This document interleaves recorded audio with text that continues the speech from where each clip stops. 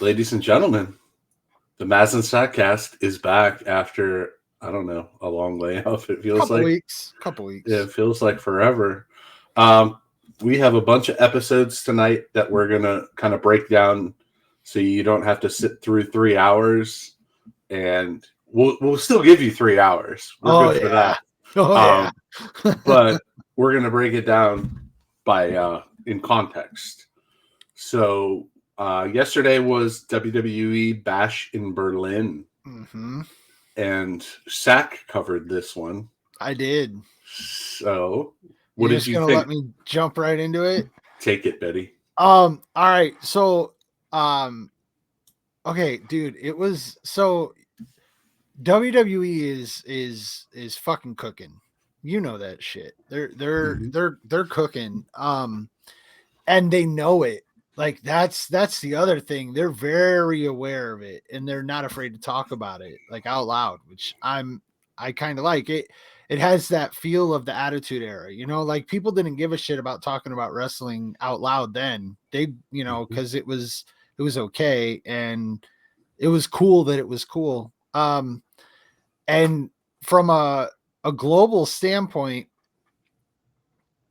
these European shows, like, it's not just the crowd, um, it's the booking, it's the matches, they're the 5 match or 4 match format, depending on the shows so far this year, is to me perfect.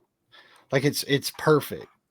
Um, so this show, I didn't have much expectations, but then again, you look at the card and it's star power from start to finish. I want to start by talking about the noticeable absence from the night was no bloodline. Not a single bloodline member was talked about, dealt with. Like they just, the storyline was non-existent for this show. um I'm not really sure if that was on purpose, if there was a reason for it, but they just didn't exist. Also, I'm wearing my Baby Metal concert shirt tonight. They were the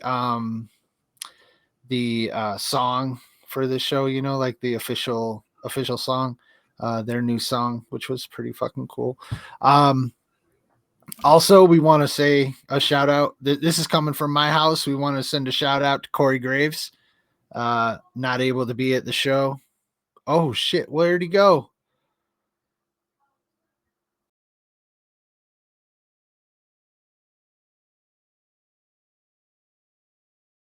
Now I'm not on. Now I got to do everything, don't I? Okay, that was fantastic. I'm so glad we do this. Oh, dude. I love it. Okay, I love it. you got to lean back a little bit. The shit's like, yeah, there you go. No, it's just for your green screen, man. Like I'm Okay. trying to help you out. Okay. When you get right on it like that, it was like the light's so bright that it's like making like your teeth and your face like turn into your background. Anyway, never mind. Um, I'm not good at the rambling on thing. Okay. Yep. When did it start? You're the one that keeps tabs on all the times, man. Dude, the curtain jerker was Cody and KO, right? Um, Kind of a no stakes match, but you got to give the crowd Cody. Um, there was some psychology in it that I didn't necessarily understand. I still don't know what Cody is, if he's turning on us or not, like if he's doing a real slow burn turn or whatever. I know I've been advocating for that for a while, like basically since before SummerSlam. Um, but the match was kind of slow, underwhelming. KO didn't want to hurt Cody. That was kind of like the psychology in the match. They're friends, they're buddies. KO is a badass who hurts people, and he didn't want to hurt his buddy. And Cody was injured allegedly going into it, he didn't show any signs of it, and then all of a sudden it like hits him when he's on the like about to do, you know, a Cody cutter from the top rope kind of thing. And that was interesting. It wasn't great. I feel like they don't seem to know what to do with Cody at the moment. It's almost like they weren't banking on Roman back or something. Well, and again, like I said, no bloodline at all. So I don't know if that really was just the show. Like bloodline, you know, the guys just couldn't get to Ireland for all I know. I don't, or not Ireland. I'm sorry, Germany. I'm really excited to talk about NCAA football. The like, well, I don't know. I don't know what? Maybe there was the funeral for Alpha. Maybe that's what it was. Because they did travel and they said they were there the whole week for this show, basically. So, match wise, the dynamic in ring was kind of off in my opinion. But they work together. It's fine. He did take a couple stunners. We couldn't remember if it was 2 or 3. It was at least 2 that he walked right through. So, that was a little much. All in all, like it was, you're getting the champion to start the show, so you get your champion kind of thing. Also, it put over the heavyweight championship belt match being at the end of the card quite a bit. I mean, especially since it was kind of a meaningless match. As I said, there were no stakes. And you had the heavyweight championship, which is also kind of a no stakes other than the belt, right? I mean, you know, they're not like, I didn't know, like, I don't want to say, obviously they're not going to take the belt off of either guys in Berlin. Like they're not going to do that. So, right. But the match at the end of the show, holy fuck. Anyway, so then we get, you know, Cody gets the win. The most interesting part was at the end when, you know, they shook hands, they hugged in the ring. KO raised Cody's hand, and then Cody went and put his hand over KO's wrist to raise up KO's hand, and Kevin ripped his fucking hand right out of Cody's hand. So I thought that was interesting. I mean, and it was something. Like, I'm always grasping for the smallest things to be like, yeah, you know, like we're either diving into like shoot territory, or we're diving into the smaller bits of psychology that are going to make the stories much more interesting over time, which I think Triple H is really good at doing. And I think he has other people around him that are really good at doing it.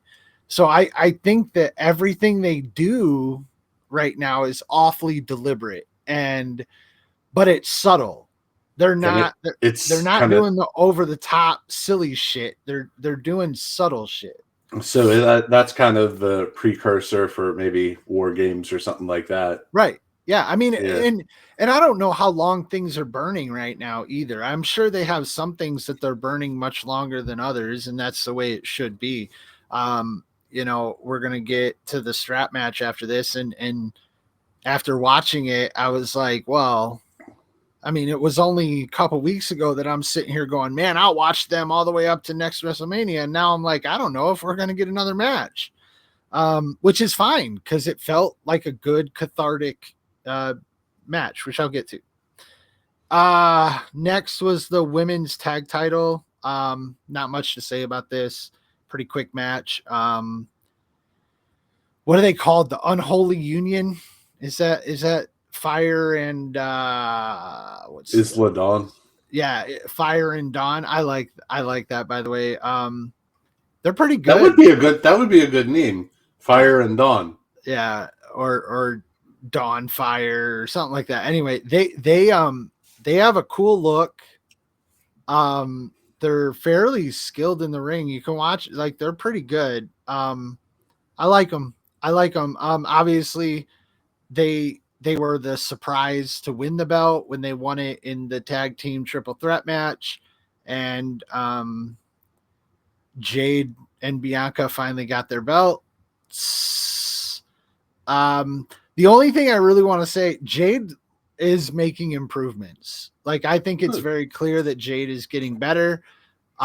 Bianca seems to be regressing a little bit, but I feel like she's in a different spot. So maybe it's just the mid card hell of where she is. I hope if she gets a chance at another title run that she looks a lot better than she looks right now, though. Well, they could be kind of stalling her to make Jade look better too. 100%. And that could be, like I said, that could, like, she could be, you know, just in that spot right now, and she's got to kind of do what she's got to do. And that's fine. But it's noticeable, you know. That's about it for that match. They won the belts. Good for them. Honestly, I don't know who's gonna be chasing them or how it's gonna look. It doesn't feel like those belts are necessarily they're probably the lowest belt in WWE right now, to be honest, as far as competitive level and you know, quality of matches and stuff like that. Somewhere in here, I don't know if it was before the match, after the match, but we got a wonderful commercial for Batista's new movie, which I don't even remember the name. It looks like ooh. What's the NFL got to say? It's not the NFL, it's Fox Sports talking about the USC catch. Oh, okay. Right on. Yeah, dude, it was a badass catch. I was watching it right here.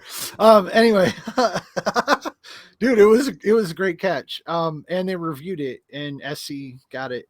Anyway, Batista's movie looks terrible. It was the sponsor of the match or some shit. I really hope that Dave is not entertaining any thoughts of coming back to doing any type of anything in the ring, because please don't. Because, you know, with Cena retiring and Orton is still out there, those three dudes came up together, and Brock. Yeah, I mean, Brock is still out on the lam, right? Like, we don't know what Brock is up to. Like, we're never going to know what Brock is up to until Brock wants us to know what he's up to. He's a legit, you know, out in the fucking shit, living in the woods, hunting, you know, killing his own, you know, carving up his own meat and shit. So killing moose with his bare hands. I mean,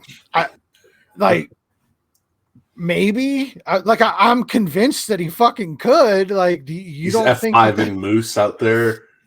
dude, but for real, he has like he turned part of his house into a butcher shop that, like, he has a brand for. Like, he's you know when have you ever read the Iliad? Did you read the Iliad? Are you familiar with by Homer? Yes. Yeah, Homer. Okay, so, that and the Odyssey we had to read when I was in like eighth grade. But the Iliad specifically, it talks about the time of heroes, right? And there's a lot of historical or pseudo historical stuff that goes into this and blah blah blah. But the point I'm driving at is there were men like Achilles, right? Like these mythical dude. Brock Lesnar is one of those fucking, like, in human form. He is genetically superior to like 99% of the fucking population. And it's wild, but people like that fucking exist. Like, you can put him back in any historical period and he is going to be a dominant male, period. End of sentence. So yes, Brock Lesnar is the shit. I don't, that dude's something else. And The Rock wishes he was him. Anyway, so to the strap match, right? So we're gonna get to the strap match here.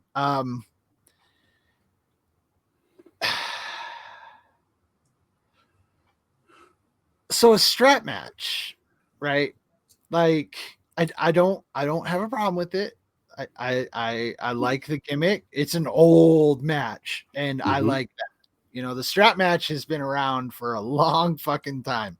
And I dig that. I dig that we're getting to some old matches. I think it's a matter of time before we get like an old Hell in a Cell. Like I'm partially convinced that that's why we're not even talking about things like that right now, because we're gonna get the old dimensions to the Hell in a Cell. Um, I have nothing to back that up, nothing. But there's just something inside of me that feels like there's some old stuff that they're bringing back in because it fucking works for the business. Like, just because the booking was shitty for a stretch of years and everything was really watered down in the PG era, you couldn't do shit like that because you had no edge to it. Punk was fucking bloodied in the first 5 minutes in the match, and I'm convinced it wasn't fucking bladed. Like, he got fucking hit with a claymore and he fucking came up fucking bloody. So, you know, maybe not. But it didn't last. So it wasn't like one where he was supposed to, you know, like he's not getting thrown on real glass. Sorry, we're not doing that. Anyway, those fuckers. Anyway, funniest part early on in the match, and they've this has been a running bit in their matches so far since the whole shit with them. Punk instantly went, "Oh my god, you're gone again, dude. What the fuck?"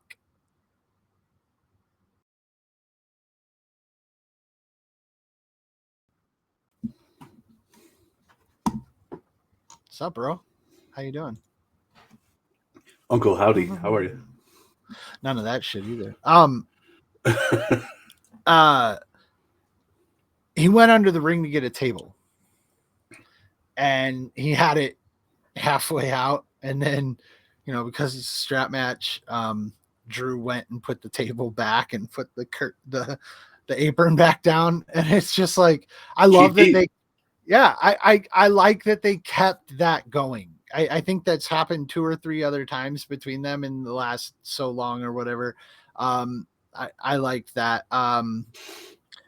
Let's see, what do I have? I'm trying to just glance my notes and jump right into it, but I write like um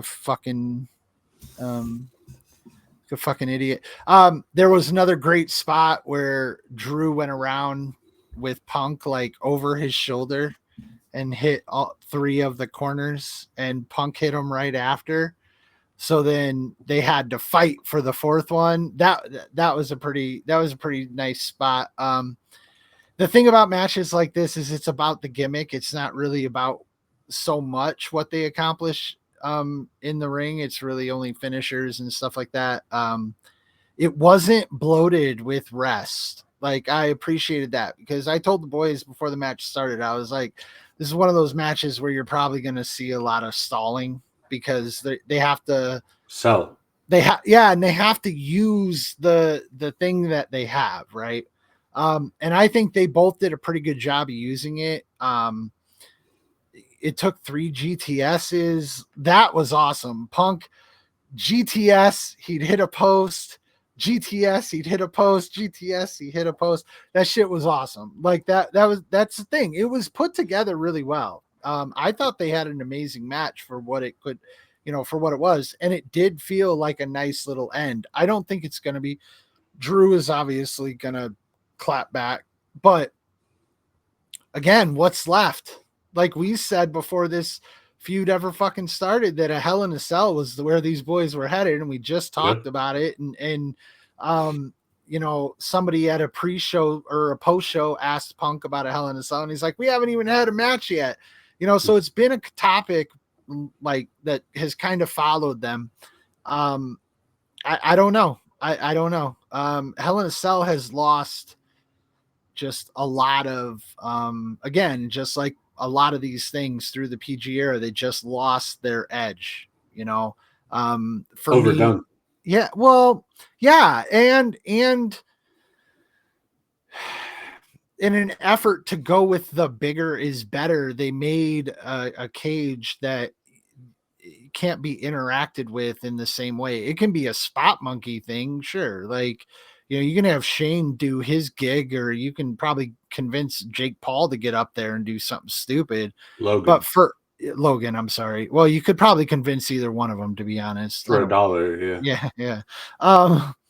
But you're not going to get like a quality match out of it without like putting it back to the old fencing and just having it has to be part of the match again, instead of just like a visual cue. I have an issue with what they did with Elimination Chamber, but I understand that a lot of that was for safety purposes, which they needed. The steel on the outside was fucking dangerous. No matter, I mean, it added an element to the match, but it was dangerous, and I get it. But the Elimination Chamber matches are still pretty good, because it's still the chamber. The pods are still part of what made the match good. It wasn't just the steel on the outside. A Hell in a Cell match, the cage is supposed to be a prop. Like, it's supposed to be part of the match. It's supposed to be like the third man in the match, and I feel like they took a lot of that away when they rebuilt it. And I just hope that, but that's my rant for the day. Inside scoop from Uncle Sack Meltzer here. Hell in a Cell will be back, and it will be dangerous. There you go. I hope so, dude. I think the problem that Hell in a Cell had recently is, you had a men's and a women's Hell in a Cell match at the pay-per-view, and you're booking the pay-per-view as the gimmick, and here you have a feud that requires the gimmick rather than, this is the October pay-per-view. So 100%. And yeah, that's forced booking, right? You don't want to force that match. So I agree with that. And it's, I think, I kind of felt that way about Money in the Bank. I know we're off on a tangent here, but I kind of felt that way about Money in the Bank as well. But I wanted the return of Money in the Bank to WrestleMania. I want the Money in the Bank match as part of WrestleMania. And with the 2-night WrestleMania, I don't understand why they can't go back to that, but they have a pay-per-view dedicated to it. The reason why it works, though, is because it's kind of like the Royal Rumble, where every year at this time of year, somebody is going to get an opportunity to have a guaranteed chance at a title, right? So that makes it work. But and again, the match itself is the gimmick. It's not that a feud anything requires a Hell in or a Money in the Bank match. You're not gonna that's not a feud leading up to the Money in the Bank. No, that's not how that works. So it works on its own. But Hell in a Cell, I agree. I think that is a big part of why it went down in maybe prestige is the word. I don't know, but I mean, lost its luster. Yeah. And look, I'm not advocating for going back to the days of the originals when, Mick Foley's falling through it and shit. I don't, that the dude's lucky to be alive. But they can make it more feel, at least, like it's more part of the match, in my opinion. But we'll see. Okay. So Punk gets the win. Punk gets the one bracelet back. We'll see how that went. I didn't actually mind it so much this time. I minded it a lot more when Drew stopped in the middle of a match to pick it up and put it on all emphatically. That was kind of dumb, but Punk getting it back, it's over, right? He won the battle of the bracelet. Love it. Kinda. So I saw the meme on Twitter today, and it was Drew pulling the bracelet out of his crotch, and then Punk kissing it when he got it back. Oh my God, dude. I didn't even fucking think about that shit. And you should have heard us. You should have heard us. When he pulled it out of his fucking trunks, we were just like, what the fuck? Like, why was it down there? Like, what are we doing? So Dude. I saw highlights of the finish on YouTube, I think. Okay. And I have to give it to them for the production value with the lights in the corners, because that was always my thing. Like watching the chain matches from the mid 80s and the strap matches, is now you have a visual to see what has been hit. So I think that's a cool point. Yeah, and I like that they went with like the old school like boat lights, you know, like it was neat. It was a good match. It really was. I I really struggled with this show to try and look at it and go, you know, this was the best match. This was the best match, because the next two matches are, in my opinion, two of the best matches I've seen in any of the pay-per-views or whatever you want to call it this year so far. Like, honestly. The mixed tag match was so fucking fun, so entertaining. All four of them went out there and performed like absolute top tier performers. And I mean that. And I think Damian looked better than he has up until this point. Like, Damian looked more in his element. And maybe that's because the pressure is a little bit off. And he can just go focus on doing him. Yeah, and that's okay. You know, he may not have been ready for a title run, to be honest. I mean, it was always going to be short. I believe, maybe not, but I believe it was. Especially with Gunther, because that dude, holy fuck. But he looked like he was having a great time. We came up with a new nickname for Damian Priest. I'm going to clear my throat for this. Try not to cringe too hard. Taker Ramon.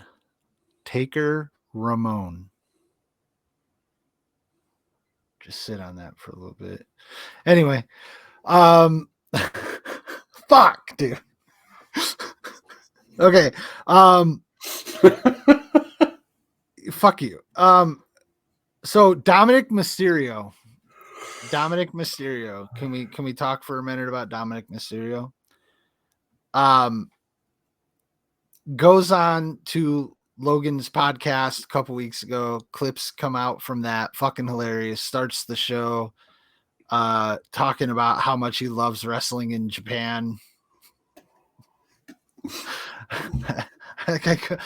and I mean, they start. So then after that, Logan goes in on him about how the custody battle cases when he was a little kid and having to be in the ring and shit.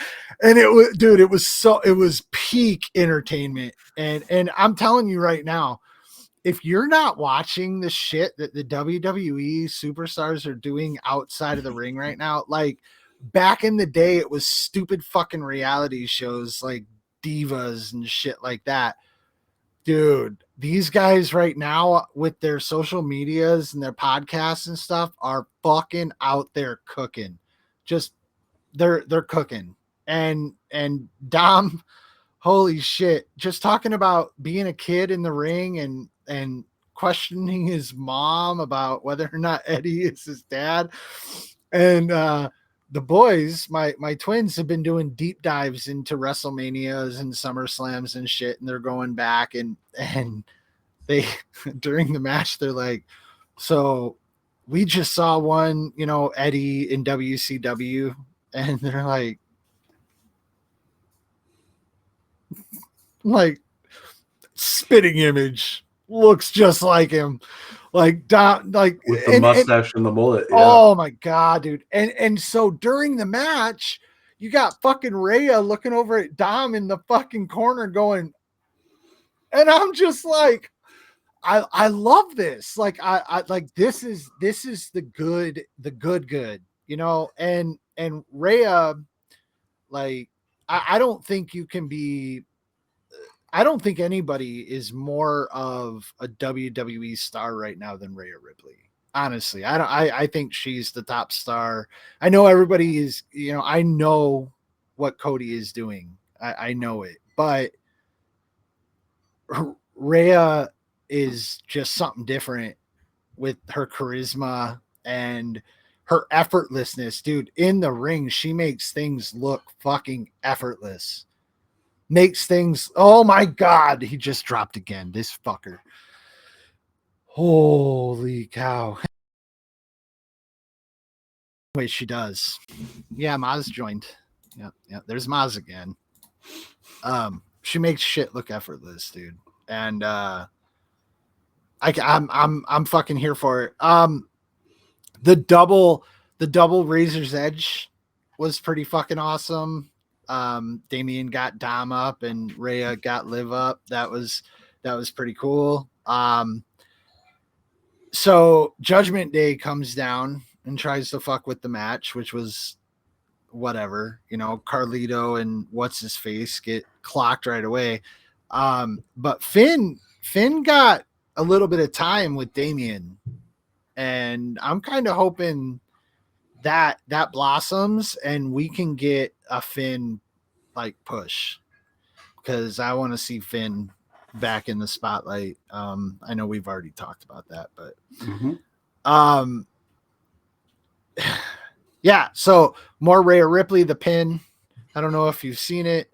It's a pretty typical Rhea pin, but there's something about Liv just like I try so hard not to feel like a dirty perv, but those two make it fucking hard. And like, it's really bad when my 16-year-old boys are sitting there and they're not the boys that watch stuff, and like they get kind of if you talk about women, you know. But he's just like, one of my sons was just like, you know, she has the benefit of being a goth chick in the mid 2020s. And I was like, okay, fair enough. You know, like I like, that's fine. Like it's an aesthetic that people seem to really enjoy. And I'm like, but she's also mommy. And she pinned her. It looked like she had a strap on, and oh my god! And at one point, one of the points goes, "Did she just do like a suck it?" And I was like, actually, it was more like a strap on. like she's not fucking around. And that's the other part is, I think she gets away with some stuff that we don't like. People don't even think about. But she kind of like she would not be able to do what she is doing 5-8 years ago at all. yeah. She would not get away with it. And I mean, she also wouldn't be where she is because wrestling for women, you know, it like, and that's the other thing with my kids doing the deep dive that they've been talking to me about is how they respect the women that are wrestling now. But like there was a long time period where only one woman was a wrestler on the roster. They'd come in, destroy people, and take the belt and just kind of control it. But you'd have all the stupid gimmick female matches. You know, it's just a different vibe. And yeah, they went out seriously, dude. And Liv, and I wanted to make sure I got this in. You know, Liv is cute, and I talk about how Liv looks, and Liv is playing up on that look too. That's part of her gimmick is to play on that look. Which a lot of dudes' gimmicks are to play up on their looks. Like, let's not lie about it here. Like Gunther's play is on how he looks. He's a big, you know, not muscular dude, but a tall, big man with the square jaw, and he plays a stoic dude. Go fucking figure, right? Okay. So are we all good on that? But her moveset is phenomenal. It is phenomenal. And she does everything tight as fuck. Like she does little flips up on the arms and flips them. I mean, and maybe it's because she's working with Rhea, you know, maybe if you, you know, but there are other women coming up that she can get in there with that are really good at that stuff too. And the athleticism of the female wrestlers has stepped up, even from where it was with Bayley and Charlotte. In my opinion, I don't like Charlotte's a performer. Charlotte is old school talent. I get it, but Charlotte's going to have to evolve when she comes back. 100%, because the female wrestling scene has evolved with her gone. Mm-hmm. It has, and it's really fucking good. And these two women are at the top of it right now, and they deserve it. Obviously, there's another one that's at the top. Yeah, no. Shh. See, I was gonna say something, and then you started talking, and we were on. I knew where that. No, we're just not. We're not even in. I almost said acknowledging it. Okay.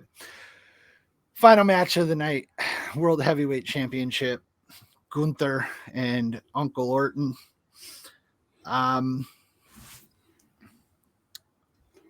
So with the entrances to this match, the boys and I talked a lot about Randy, and I think you and I have been talking a lot about Randy on our shows. It's every match like this, you just have another appreciation level for Randy Orton and what he's truly done and meant for the business. But I can't believe that he's wrestling better than I've seen him right now. Like the last 2 years, like if we were talking again, back to that 5-year period, 8-year period, I don't know that I'd be like, I'd probably shit on him. I know I was shitting on him. But right now he big brothered the shit out of Gunther. And I've never, like, Gunther proved he can work from the bottom too. Like, I mean, Damian had some runs where he hurt him or whatever, but Randy wailed on him for a long time, and Randy did Randy stuff, slowed the match way down, kept him in the corner. Like anytime he moved, just stopping that movement, just doing, and Randy worked the crowd like nobody did the whole night. He was the best crowd worker. He came out with a smile on his face, just loving them singing his song. And for the first 5-10 minutes of the match, they were doing chants and shit. And he is just, they stopped. They were getting into the match. They had already done their initial moves and felt each other out. And they stopped again just to like absorb the crowd, because the crowd was the European shows. It's not that American shows have gotten worse. It's that the Europeans are just showing us that they're better at it. Like, period. They're better at it. They're much more into it. Their chants are great. They cheer during the whole match. Like, they're not sitting on their hands being lazy or entitled. They're cheering for the show. And I appreciate it. But Randy played it and he did a great job, and he looked happy. And about 3/4 of the way of the match, he turned it on him. Like, he got him to start booing him. And and he smiled that fucking viper smirk when they started booing him. And then he started doing shit with more of a point and an edge. And then he did his burst at the end, and Gunther beat the shit out of him. Like, Gunther just beat the shit out of him and choked his ass out. I can't remember. I'm sure it exists. And if I looked it up on the internet, you're good with Google. Jujul. Sorry. I'm pretty sure it's Jujul. That, like, I don't like Randy not tapping, getting choked out in the middle of the ring, getting submitted, choked out in the middle of the ring. When is that? Who's done that to him? Brock, like, I think. Brock? Oh.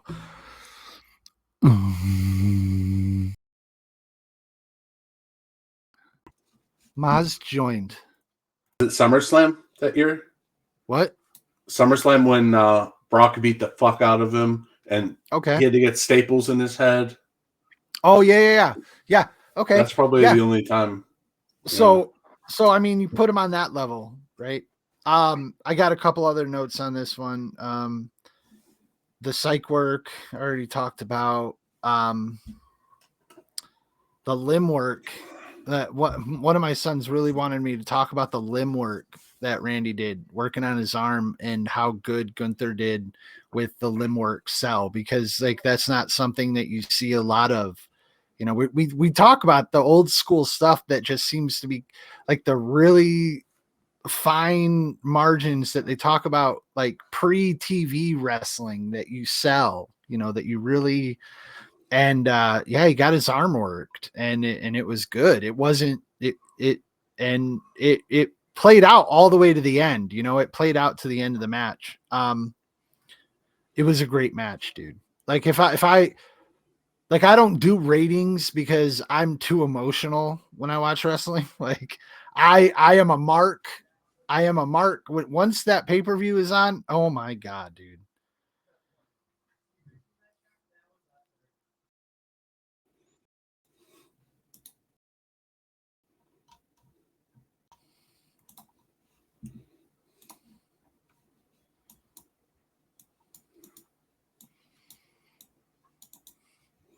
You there? You there? I'm here. Okay. No, you're not. Now you're gone again. There you go. Yeah.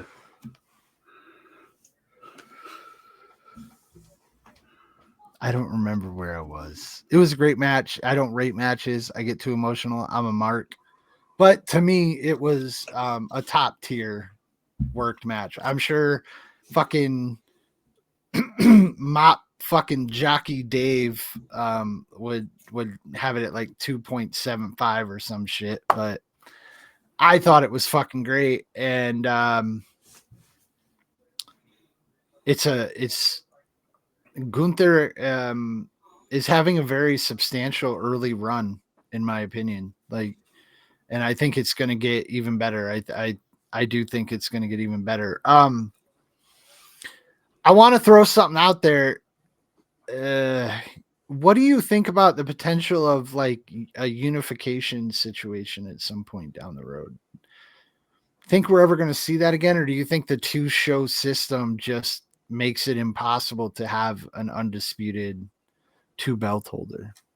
I think it's best for business, but now what is it? January 6th, it goes to Netflix, and then SmackDown's going to go to USA. Mm-hmm. Is that what it is? Yeah, SmackDown's going to USA. So I think you have to have 2 separate belts because of that. If they were on one network, I think you can differentiate. Yeah.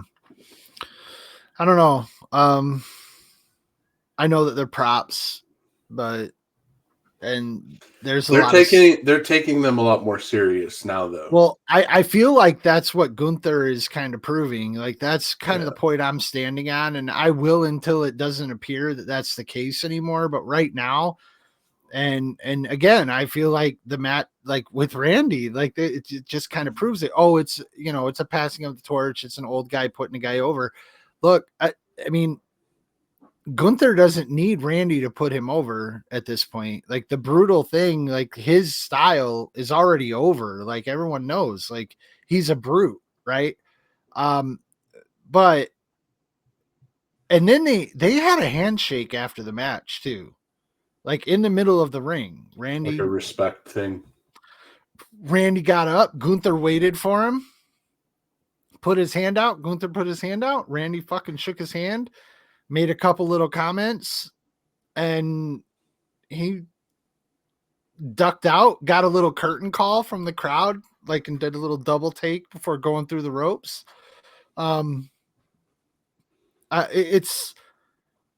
It's interesting because Randy is in such a good form for how old he is, and he's clearly on his way out. We all know retirement's coming for Randy, right? I mean, he just signed a contract for 5 years. Oh my God, are you fucking serious? I did not know that. I think Friday. I was unaware of that. That is insane. That is insane. Okay, well, I'm here for part-time Randy. Hmm. When he gets a 3-6 month run, Mm-hmm. it's when he's featured every week that he kind of gets stale. Yeah, fair enough. But I've liked Randy the last couple years. So Yeah, and I think I've made it very clear that I'm on that boat. One more thing I wanted to drop about WWE in this is one of the things they promoted was their upcoming tournament, basically for the IC number one contender. That's fucking brilliant. And if like when you look at some of the names that are in it, like I love it. I love it. Talking about making the belts, like you said, taking them more seriously. Like that's a really good way to put some respect on the IC belt, man. You have matches competing just to have a chance at the Intercontinental Champion. I like that. And it's is it Jimmy or Jay? Which one's the Yeet? Jay. Okay, yeah. He's got in it Ilya Dragunov, I think is like it's dude, it's gonna be interesting. And yeah, building up that acclaim for the belt. And I like that.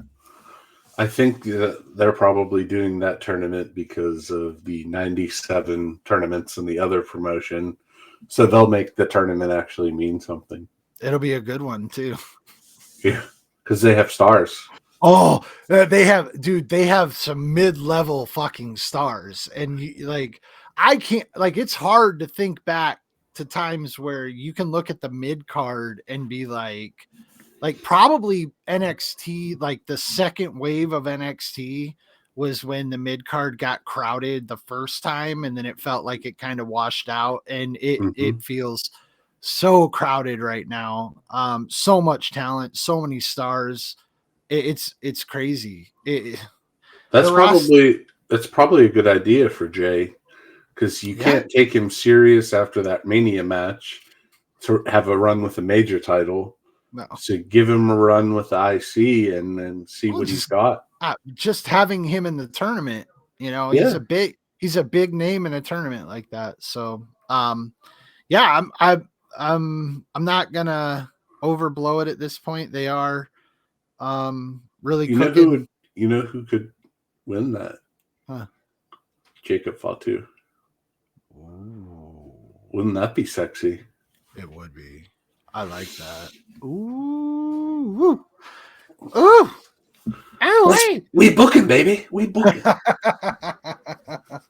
Oh, speaking of that, you know what? We'll just wait until we get on to the next topic before I get into any of that. Yeah, good show. Well done, WWE. Way to keep it going. How big of a building were they in? Do you have any idea? I don't know. It looked large. Okay. Lots of people. I have no idea how many. I don't, dude. I don't have room in my massive brain for things like that. Okay. All right. I'm sure they set some kind of record for all-time money spent on a WWE show in Germany. No, good crowd, hot crowd, good show. Good. And WWE stays exciting. Good. And what do we have next? I don't fucking know. Oh, okay. What would be next? Well, let's find out. Let's do that. I don't fucking know. I figured they would hype it. They probably did, dude. I was working. You got to remember that too. Bad Blood. Okay. October 5th, Saturday, Atlanta, Georgia. Word. We'll see you there. Well, or something like that. Yeah, sure. All right. So we about ready to go talk about All In now? Yeah, but first make sure that you like, comment, and subscribe on this video so that our channel can grow. And once we grow, our content will probably get better than what it is. Probably not. Probably not. No. I have no intention of getting any better at this. I thought you were great. Aw, thanks, buddy. On that note, goodbye. Bye.